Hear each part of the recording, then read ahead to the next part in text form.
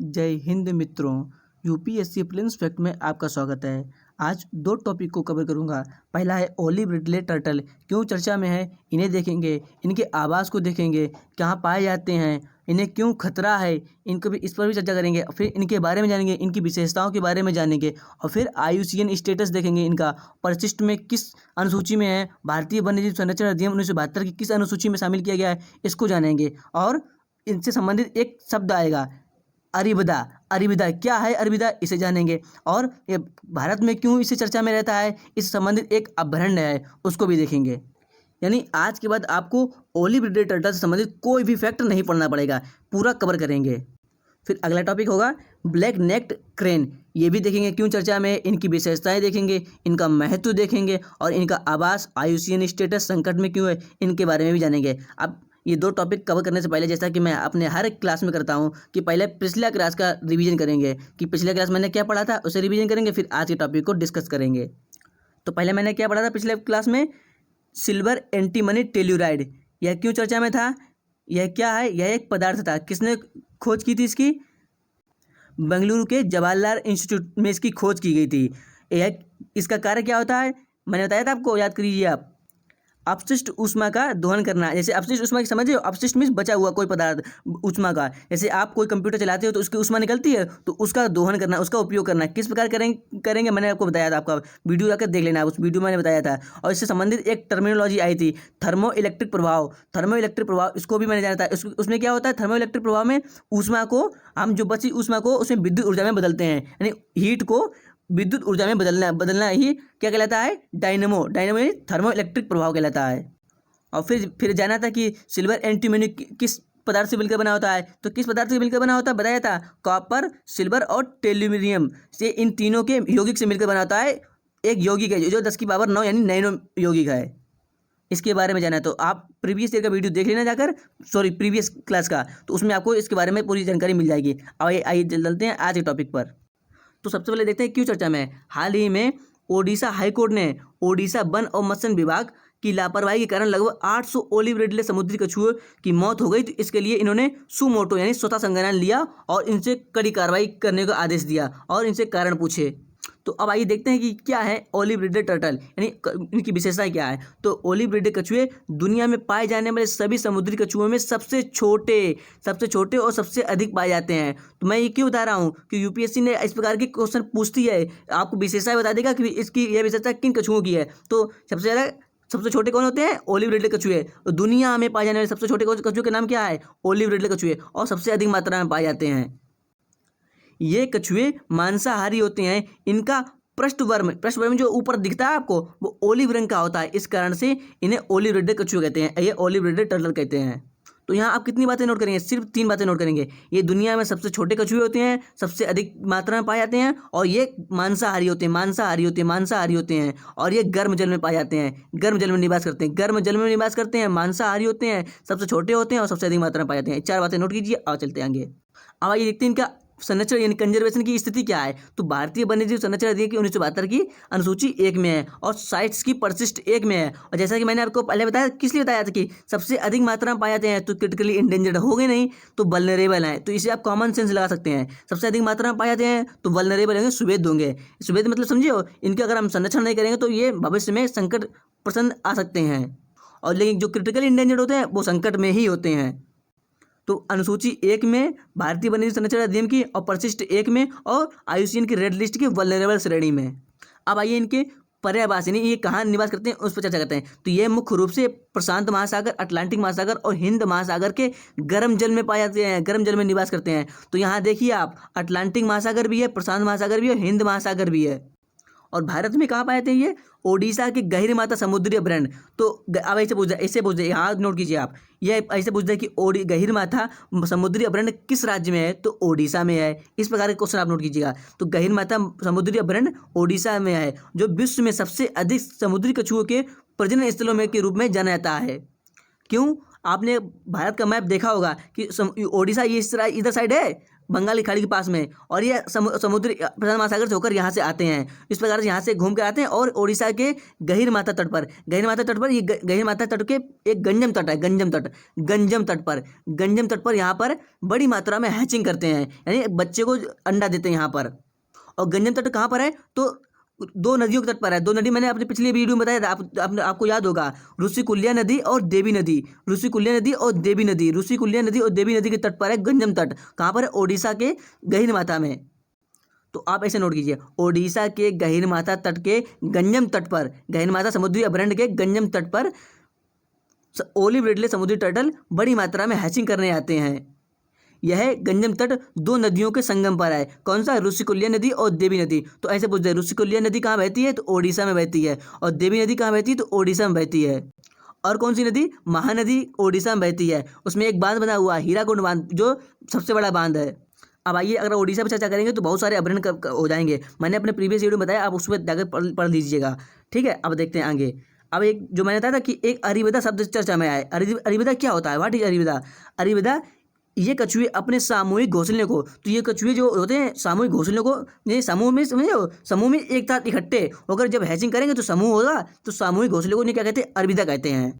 तो समझ गए अरिविदा क्या है? तो ये कछुए अपने अद्वितीय सामूहिक घोंसलों अरिविदा के लिए सबसे ज़्यादा जाने जाते हैं। यहाँ अंडे देने के लिए हजारों मादाएं एक साथ समुद्र तट पर एक साथ आती हैं और अंडे देती हैं। जब एक साथ आएंगी अंडे देंगी तो ये सामूहिक होगा, तो इस सामूहिक को क्या कहते हैं? अरिविदा कहते हैं। ये कछुए इन घोंसलों में अपने अंडे 5 से 7 दिनों की अवधि के लिए लगभग 1.5 फीट मिट्टी के अंदर रखते हैं, 5 से 7 दिन के लिए। फिर इस अवधि के बाद ये अपने पिछले पैरों से घोंसले के ऊपर मिट्टी हटाकर अंडे बाहर निकाल देते हैं। कुल मिलाकर बस इतना नोट कीजिए, बस अरिविदा क्या है? सामूहिक घोंसला। बस अरिविदा इक्वल सामूहिक घोंसला किसका? ओलिव रिडले टर्टल का।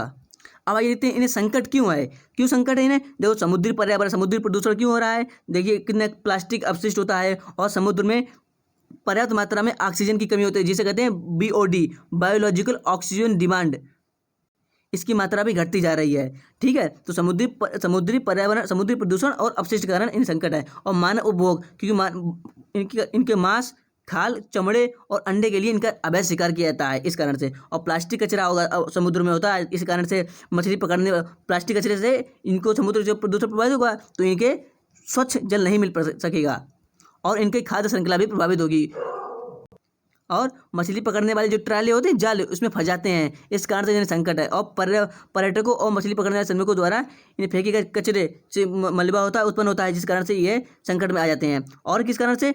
फिशिंग ट्राला, जैसे नाम से प्रसिद्ध हो रहा है, फिशिंग मीन्स मछली पकड़ना जो ट्राले होते हैं उनके कारण से ये ट्राले में फंस जाते हैं और जो इनकी मृत्यु हो जाती है मछली पकड़ने के, और इसके मछली पकड़ने के चक्कर में इनकी भी मृत्यु हो जाती है ट्रालों से। रिपोर्ट में बताया गया था कि कई मृत कछुओं के शरीर पर चोट के निशान पाए गए हैं, जिससे पता चलता है कि ये मछली पकड़ने वाले ट्रालों की चपेट में आ गए होंगे। जो 800 में भी मृत पाए गए थे, उसी कारण से उसमें जब पता चला था। देखिए, और यहाँ लिखिए आप, समुद्री अभयारण्य के आसपास के 20 किलोमीटर क्षेत्र को मछली न पकड़ने देने का नियम बनाया गया है, जिसका प्राय उल्लंघन किया था। तो ये इसे नोट कीजिएगा, समुद्री अभयारण्य के 20 किलोमीटर के क्षेत्र को नो फिशिंग जोन घोषित किया गया है, नो फिशिंग जोन घोषित किया जाता है। अब आइए एक नज़र मार लेते हैं गहीरमाथा समुद्री अभयारण्य पर। क्या है गहीरमाथा समुद्री अभयारण्य, कहाँ पर है? तो वैसे मैंने बताया ओडिशा में है। तो गहीरमाथा समुद्री अभयारण्य जो हिंद महासागर का समुद्री तट पर ओलिव रिडले कछुए के लिए विश्व में सबसे बड़ा प्रजनन स्थल है। विश्व में सबसे बड़ा प्रजनन स्थल है ओलिव रिडले कछुए, कहाँ पर है? गहीरमाथा गंजम तट, ओडिशा में। और साथ साथ ये ओडिशा का एकमात्र कछुआ अभयारण्य है। ओडिशा का एकमात्र कछुआ अभयारण्य कौन सा है? गहीरमाथा समुद्री अभयारण्य। और ओडिशा के और अभयारण्य कौन कौन से हैं? मैंने आपको प्रीवियस वीडियो में बताया, आप रिकॉल कीजिए इसे। जैसे करलापट वन्यजीव अभयारण्य बताया मैंने, और भीतरकनिका नेशनल पार्क ये भी बताया, ये भी उड़ीसा में है। सिमलीपाल ये भी उड़ीसा में है। बदरमा वन्यजीव अभयारण्य ये भी उड़ीसा में है। और चिल्का या नलबड़ वन्यजीव अभयारण्य ये भी उड़ीसा में है। हाथगढ़ वन्यजीव अभयारण्य ये भी मैंने बताया था उड़ीसा में है। बैसीपल्ली वन्यजीव अभयारण्य ये भी उड़ीसा में है। कोटगढ़ वन्यजीव अभयारण्य ये भी उड़ीसा में है। लखारी घाटी वन्यजीव अभयारण्य ये भी उड़ीसा में है। नंदनकानन जूलॉजिकल नेशनल पार्क ये भी उड़ीसा में है। इसे वाजा में शामिल किया गया है और इसे स्वर्ग का पार्क कहते हैं। तो फ्रेंड्स, अगर इसे मैं ज़्यादा टॉपिक करूंगा तो वीडियो लंबा हो जाएगा। आप इसे देख लेना, प्रीवियस ईयर के मैंने वीडियो बनाया होगा, 2-3 दिन का वीडियो है, उस पर थंबनेल बना हुआ है करलापट वन्यजीव अभयारण्य। उसमें मैंने ओडिशा के सारे वन्यजीव अभयारण्य कवर किए हैं। आप उसे पढ़ लीजिए तो आपको ओडिशा से सारे अभयारण्य कवर हो जाएंगे आपके। ठीक है। तो ओडिशा का एकमात्र कछुआ अभयारण्य कौन सा है? गहीरमाथा समुद्री तट अभयारण्य। और ओडिशा सरकार ने 1997 में समुद्री कछुओं को बचाने के लिए प्रयास से एक हिस्से के रूप में गहीरमाथा को कछुआ अभयारण्य घोषित किया था। कब किया था? 1997 में। तो गहीरमाथा समुद्री अभयारण्य भीतरकनिका नेशनल पार्क के हिस्से में स्थित है, यानी भीतरकनिका नेशनल पार्क का एक हिस्सा होगा उसका यहीं पर, तो उसे एक समुद्री अभयारण्य के रूप में घोषित किया गया है गहीरमाथा को। और कौन सी दो नदी मैंने बताई अभी आपको? ऋषिकुल्या नदी और देवी नदी। इस उद्यान के 2 अन्य हिस्सों में बताया आपको। तो ये आप फिगर देख रहे हैं, ये देखिए फिगर, ये बना हुआ है, ये गहीरमाथा है, गहीरमाथा मरीन सेंचुरी। और ये देखिए 12 नॉटिकल मील है। और ये देखिए ये नो डेवलपमेंट जोन है, नो फिशिंग जोन है। और नो फिशिंग जोन है, फिर भी यहाँ पर देखिए आप, ये देखिए ये इतना क्या है? गहीरमाथा है। और ये इतना देखिए नो फिशिंग जोन है, फिर भी इसके अंदर फिशिंग हो रही है, तो ये अवैध हो रहा है। इस कारण से 800 कछुए जो मारे गए थे। अब अगला टॉपिक कौन सा है? ब्लैक नेक्ड क्रेन क्यों चर्चा में? हाल ही में बौद्ध भिक्षुओं के एक समूह ने तवांग जिले में जल विद्युत परियोजनाओं पर अरुणाचल प्रदेश सरकार का विरोध किया है। तो तवांग जिला कहाँ पर? अरुणाचल प्रदेश में है। तो प्रस्तावित परियोजनाओं में न केवल लुप्तप्राय ब्लैक नेक्ड क्रेन, इसे हिंदी में कहते हैं, प्रीवियस ईयर के क्वेश्चन पेपर में आया हुआ यूपीएससी पूछ चुकी है, कृष्ण ग्रीव सारस। कृष्ण ब्लैक मीन्स कृष्ण, नेक्ड मीन्स गर्दन यानी ग्रीव, और क्रेन में सारस, तो कृष्ण ग्रीव सारस, इसे हिंदी में कहते हैं कृष्ण ग्रीव सारस, इंग्लिश में कहते हैं ब्लैक नेक्ड क्रेन। कि घोंसलों के मैदानों को प्रभावित करेंगे। जो परियोजना बनेगी उनसे इनके घोंसले और मैदान प्रभावित होंगे। और ये बल्कि इस क्षेत्र में, किस क्षेत्र में? तवांग जिले में जो परियोजना बनाई जा रही है उसमें कई बौद्ध तीर्थ स्थल भी हैं। इस कारण से ये खतरा में आएगा। तो इस कारण से यहाँ के बौद्ध भिक्षु विरोध कर रहे हैं। और चर्चा में आ गया ब्लैक नेक्ड क्रेन, इसके बारे में जानेंगे, इनकी विशेषताएं। अगर आपने प्रीवियस ईयर का क्वेश्चन पेपर सही से एनालिसिस किया होगा तो आपने देखा होगा कि इस प्रकार के क्वेश्चन यूपीएससी ने पूछा था कृष्ण ग्रीव सारस के संबंध में, इसी क्वेश्चन के बारे में पूछा था। तो यूपीएससी द्वारा रिवीजन कर सकती है। आइए देखते हैं इसके बारे में। कृष्ण ग्रीव सारस यानी ब्लैक नेक क्रेन, ये नर और मादा दोनों आकार में लगभग समान होते हैं, फिर भी जो नर होता है मादा से थोड़ा बड़ा होता है। तो इस प्रकार के मैं क्वेश्चन क्यों लेके आता हूँ? ताकि आपने प्रीवियस ईयर क्वेश्चन पेपर देखे होंगे कि यूपीएससी इस प्रकार की आपको इन्फॉर्मेशन देगा कि यह किस पक्षी की विशेषताएं हैं। पूछ देगा नर और मादा दोनों लगभग एक समान होते हैं, और सिर, गर्दन, उड़ने वाले पंख, सिर और गर्दन, उड़ने वाले पंख, पूंछ पूरी तरह काले होते हैं। कृष्ण में रहा, कृष्ण में काले, तो काले होते हैं, और शरीर का रंग हल्का भूरा या सफ़ेद होता है। तो इस प्रकार की आप दिमाग में इमेज बनाइए किस प्रकार से कितना अच्छा होगा और सुंदर, देखने में कितना सुंदर पक्षी लग रहा होगा। देखिए सिर, गर्दन और उड़ने वाले पंख ब्लैक होते हैं, बाकी सब भूरा या सफ़ेद होता है। और ये इनके एक विशिष्ट लाल रंग का मुकुट होता है सिर पर, जो बहुत सुशोभित करता है उन्हें। बच्चों के सिर और गर्दन भूरे रंग के होते हैं, पंख वयस्क की तुलना में थोड़े छोटे होते हैं। फिर भी आप इसे इतना एक बार दिमाग से आप निकाल लेंगे तो आपको अगर ऑप्शन में आएगा तो आपको एलिमिनेशन करने में फ़ायदा होगा। आप जरूर नोट कीजिएगा, आप इंपॉर्टेंट है।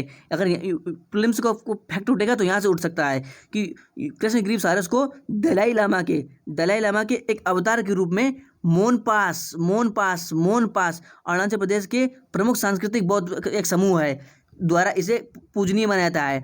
तो यह क्यों चर्चा में रहा था? क्योंकि वो मानते हैं बौद्ध भिक्षु कि यह दलाई लामा का एक अवतार मानते हैं। कृष्ण ग्रीव सारस को, इस पक्षी को अवतार मानते हैं। कौन सी जनजाति मानती है, समुदाय मानता है? मोनपा समुदाय, जो बौद्ध धर्म के महायान संप्रदाय संबंधित है। बौद्ध धर्म के महायान संप्रदाय संबंधित मोनपा समुदाय। तो ऐसे पूछ जाए कि मोनपा समुदाय का संबंध किस धर्म से है? तो बौद्ध धर्म से है। किस क्षेत्र में निवास करते हैं? तो अरुणाचल प्रदेश में निवास करते हैं। तो 2-3 आप ऐसे भी आप क्वेश्चन घूम के आ सकता है कि मोनपा समुदाय का संबंध किस धर्म से है? बौद्ध धर्म, जैन धर्म, वैष्णव धर्म। तो किससे है? बौद्ध धर्म के किस शाखा से है? तो महायान संप्रदाय से, महायान शाखा से है। तो यूपीएससी क्वेश्चन कहीं से भी घुमा कर पूछ सकती है, चाहे दलाई लामा से सीधे पूछ दे या फिर पूछ दे कि मोनपास जनजातीय समुदाय कहाँ निवास करता है? अरुणाचल प्रदेश के तवांग जिले में, कमेंग जिले में निवास करता है। और किस ये शाखा को मानता है? तो महायान शाखा को मानता है। यहाँ हीन यांग कर देगा तो आप गलत हो जाएंगे, तो नहीं, महायान है। तो कैसे याद करें? ट्रिक है, मोनपास माँ से स्टार्ट है तो महायान, इसे याद कीजिए आप। अब आइए देखते हैं ये इनका आवास और प्रजनन मैदान। देखो कहाँ पाए जाते हैं? तिब्बती पठार सिचुआनी कहाँ पर है? ये चीन में है। तो तिब्बत पठार चीन और लद्दाख के ऊंचाई वाले आर्द्रभूमि क्षेत्रों में ये मुख्य प्रजनन स्थल है इनका। तो मुख्य प्रजनन स्थल देखिए आप ठंडे लद्दाख हुआ, सिचुआन चीन हुआ, और तिब्बत पठार हुआ, इन क्षेत्रों में निवास करते हैं। सर्दियों में कम ऊंचाई वाले क्षेत्रों में बिताते हैं, ज़्यादा सर्दी होती है। लेकिन ये भूटान और अरुणाचल प्रदेश में केवल सर्दियों में पाए जाते हैं। केवल केवल केवल शब्द पे नोट कीजिए, केवल सर्दियों में के दौरान आते हैं। और फरवरी का महीना चल रहा है, सर्दी का मौसम है, तो इस कारण से ये यहाँ पर आए। तो ऐसे पूछता कि ये सिर्फ भारत में पाए जाते हैं, तो गलत हो जाए। क्यों भारत नहीं, ये अरुणाचल प्रदेश में, अरुणाचल प्रदेश के साथ भूटान में पाए जाते हैं, चीन में भी पाए जाते हैं। तो ये सिर्फ भारत नहीं, चीन में भी पाए जाते हैं, तिब्बत में भी और भूटान में भी पाए जाते हैं। और भारत में तीन में कहाँ पर पाए जाते हैं, ये भारत में तीन, अरुणाचल प्रदेश में 3 जगह देखा जाता है। कहाँ पर 3 जगह पर, ये संगति घाटी, थमिथांग और चुग घाटी। तो ऐसे पूछ दे, संगति घाटी कहाँ पर है, तो पूर्वोत्तर है। पूर्वोत्तर कहाँ पर है, अरुणाचल प्रदेश में है। और चुग घाटी कहाँ पर है, अरुणाचल प्रदेश में है। ऐसे पूछ दे, ऐसे भी क्वेश्चन पुट अप हो सकते हैं। तो चुग घाटी, संगति घाटी कहाँ पर है, अरुणाचल प्रदेश में। इन क्षेत्रों में इन्हें देखा जाता है। अब आइए देखते हैं इन्हें संकट क्यों है। जंगली कुत्ते इनके अंडे को खा जाते हैं और चूजों को अत्यधिक नुकसान पहुंचाते हैं, जिस कारण से इन्हें संकट है। जंगली कुत्ते इनको नुकसान कर जाते हैं। और इसके साथ साथ मानव, जैसे मैंने कहा था, मानव की विकास परियोजनाएं होती हैं, तो विकास परियोजना से इनके जो इनके आवास होते हैं उनको विस्थापित करना पड़ता है, आवास का नुकसान होता है। और फिर जब विकास होगा तो जो जो भूमि का अधिग्रहण किया जाएगा, तो इनके चारागाहों की बजाय सीमित हो जाएगी, जो आर्द्र भूमि पर दबाव बढ़ेगा। अब आइए देखते हैं इनका आयुसीन में स्टेटस क्या है। आयुसीन में स्टेटस क्या है, ये नियर थ्रेटेंड, NT यानी नियर थ्रेटेंड, यानी कभी भी निकट संकट है। इनको अगर बचाया नहीं गया तो ये संकट में आ सकते हैं। और अनुसूची, भारतीय वन्यजीव संरक्षण 72 की अनुसूची 1 में और परिशिष्ट 1 में है। तो फ्रेंड्स, आपको टॉपिक कैसा लगा? आइए टॉपिक में अब क्लास को अंत की ओर ले जाने से पहले एक बार रिवीजन कर लेते हैं। मैंने आज क्या पढ़ा? 2 टॉपिक पढ़े। कौन कौन से? ओलिव रिडले कछुआ पढ़ के बारे में बताना, और कृष्ण ग्रीव सारस यानी ब्लैक नेक्ड क्रेन के बारे में रिवीजन करते हैं, ताकि आपको एक बार फिर से रिवीजन हो जाए। तो 2 बार रिवीजन होते ही आपको एक बार में याद हो जाएगा। तो सबसे पहले ओलिव रिडले कछुए विशेषता क्या है? ये सबसे छोटे होते हैं और सबसे अधिक मात्रा में पाए जाते हैं। गर्म पानी में पाए जाते हैं, गर्म जल में निवास करते हैं और मांसाहारी होते हैं। कहाँ कहाँ पाए जाते हैं? प्रशांत महासागर में, हिंद महासागर में और अटलांटिक महासागर में। और भारत में कहाँ पर? ओडिशा के गहीर माता वन्यजीव अभयारण्य में। यह कहाँ पर है? ऋषिकुल्या नदी और देवी नदी के तट पर है। ठीक है। और इसके साथ इससे संबंधित मैंने एक शब्द बताया था मैंने आपको, अरिविदा। अरिविदा क्या है? सामूहिक घोंसला है। और इनकी आयुसीन में स्टेटस क्या है? आयुसीन की रेड लिस्ट में ये क्या है? वल्नरेबल है। और भारतीय अनुसूची की 72 में अनुसूची 1 में है, और परिशिष्ट की साइड से 1 में है। इन्हें संकट क्यों हुआ बताया मैंने आपको? प्लास्टिक कचरा हुआ, मानव जो इनका उपयोग कर रहा है इनके लिए, और फिशिंग ट्रॉले हुए, और पर्यावरण प्रदूषण हुआ, समुद्र प्रदूषण हुआ इनके बारे में, इसलिए इन्हें खतरा है। और अगला कौन सा रिवीजन कीजिए? दूसरा टॉपिक का नाम है, क्या नाम है याद कीजिए? ब्लैक नेक्ड सारस यानी कृष्ण ग्रीव सारस। ये नर और मादा लगभग समान होते हैं और इनके सर पर एक विशिष्ट लाल रंग का मुकुट होता है, ये भी बताया मैंने आपको बताया था। और ये कहाँ रहते हैं, कहाँ निवास करते हैं, कहाँ प्रजनन करते हैं? तिब्बत, चीन और भूटान में और अरुणाचल प्रदेश में। ये सिर्फ केवल सर्दियों में पाए जाते हैं, देखा जाता है। और लद्दाख में भी इसे देखा गया है। इन्हें क्यों चर्चा में है? इन्हें दलाई लामा का अवतार माना जाता है। कौन सी जनजाति मानती है? मोनपा समुदाय। मोनपा समुदाय किस संबंधित है? महायान से, बौद्ध धर्म के महायान से। और इन्हें संकट क्यों है? इनका जो चारागाह सीमित हो रहे हैं, और जंगली कुत्ते इनके मानव खा जाते हैं अंडे, और मानव का जो हस्तक्षेप हो रहा है इस कारण से। और इनका आयुसीन स्टेटस क्या है? नियर थ्रेटेंड, और अनुसूची 1 में है और परिशिष्ट 1 में है। तो कल फिर मिलेंगे नए टॉपिक के साथ, नए सेशन के साथ। तब तक के लिए जय श्री श्याम, धन्यवाद।